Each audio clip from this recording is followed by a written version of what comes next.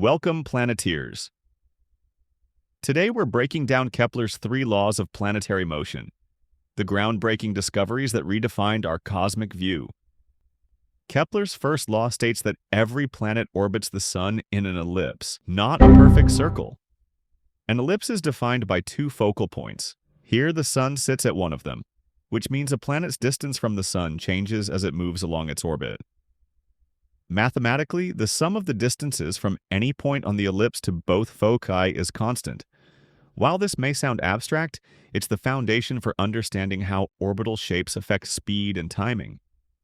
Kepler's second law, the law of equal areas, tells us that the line connecting a planet to the Sun sweeps out equal areas in equal time intervals.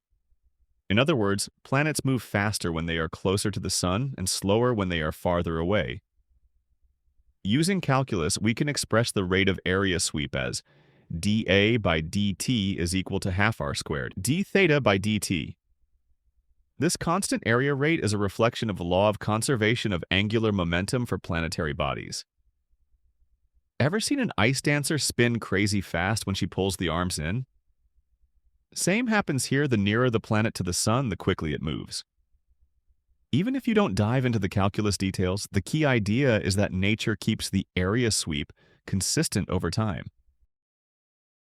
Kepler's third law, the law of harmonies, connects a planet's orbital period to its average distance from the Sun. It tells us that the square of the period t is proportional to the cube of the semi-major axis, AE, for our solar system.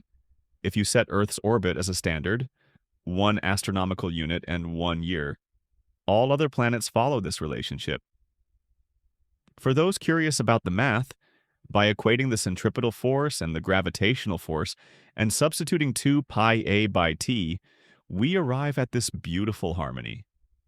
This law not only applies to our solar system, but is a universal principle seen in binary stars and even satellites. Kepler's laws laid the groundwork for Newton's law of gravitation and continue to inform modern astronomy and space exploration. They remind us that the universe operates on consistent, discoverable principles that we can express in elegant math and calculus. Whether it's planning satellite orbits or searching for exoplanets, Kepler's insights are still at work today. Thank you for joining our deep dive into Kepler's laws. If you enjoyed this mix of math, physics, and cosmic wonder, hit that subscribe button and let us know your thoughts in the comments.